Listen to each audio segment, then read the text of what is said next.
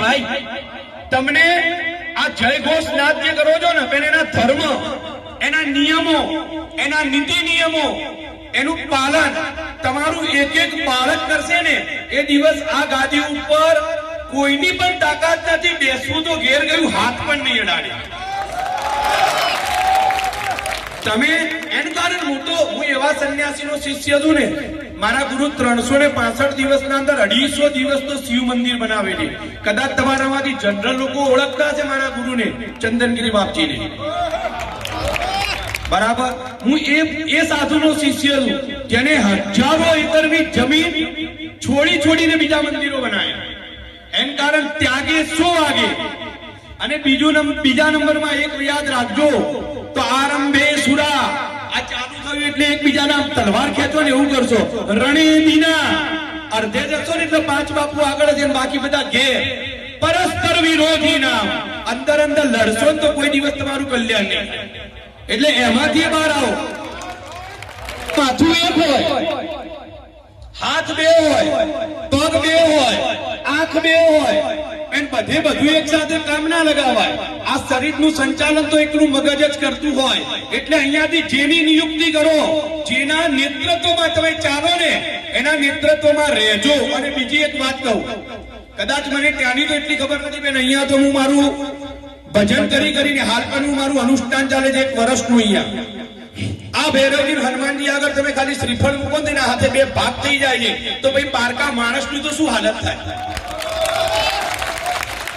બેન તમને જો આ કેવલપુરી બાપુને માથે રાખીને ન્યાય લેવા હેડ્યા હોય, જો આ સભામાં બેઠ્યા, બીજાની વાત નથી કરતો, આ સભામાં બેઠી ઢોલની જેમ જો 2 બાજુ વાગતા હશો ને તો ઘરનું છોકરું એ નહીં બચે. એ મારી હું તમને ગેરંટી આપું.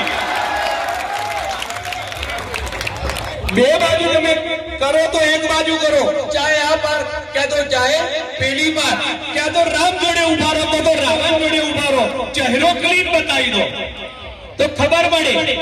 બાકી બાપુ અમે આગળ, બાપુ અમે આગળ. એન કારણ ભલે હું ક્યાંય નથી આવ્યો, તમારા વિડીયો, તમારા ફોટો આ બધું બહાર ફરે જ છે. અને તમારા ઘણા બધા ઢોળ વાગે જ છે, કદાચ તમને ખબર નહીં હોય, ભલે અમે અહીંયા બેઠા તો અમને ખબર છે, બરાબર. બાપુ ચિંતા ના કરતા, બાપુ તુમ આગે बढ़ो हम तुम्हारे साथ है, બાપુ સુડી ઉપર. એટલે એવું કોઈ કામ ના કરતા. એનું કારણ જો તમે ઘોષણા કરી હોય, તમારા હૃદયથી ઘોષણા કરી હોય, બરાબર, તો અમારા મંત બાપુ બનશે. અને જો તમે ના બનાવી શકો ને તો કોઈ દાડો જાહેરમાં લોકોને કહેતા નહીં હું 10 નામ ગોસ્વામી છું. એનું કારણ તમે કહેવા જશો ને તો કે તમારા જેવો જ પકડશે. પેલા જ ને બાપુ ચિલક કરીને ભાઈ ઘેર જતા રહ્યા હતા, અને બીજી ફેર કોઈ ગાદી ઉપર કોઈ બાપુ બેસવા તૈયાર થશે નહીં. એટલે આ જે યુદ્ધ તમારું છે ને, ધર્મ યુદ્ધ છે, ગમે તેના જોડે લડવું પડે લડી લેજો, સુડીએ ચડી જજો, એકવાર આ બાર તો પેલી બાર થઈ જજો. જો ખરેખર ધર્મનું યુદ્ધ હશે ને તો આ ધજાવાળો તમારા જોડે ઉભો હશે તો તમારો વાળ વાંકો નહીં થાય. બોલો શ્રી કેવલપુરી બાપુ કી જય.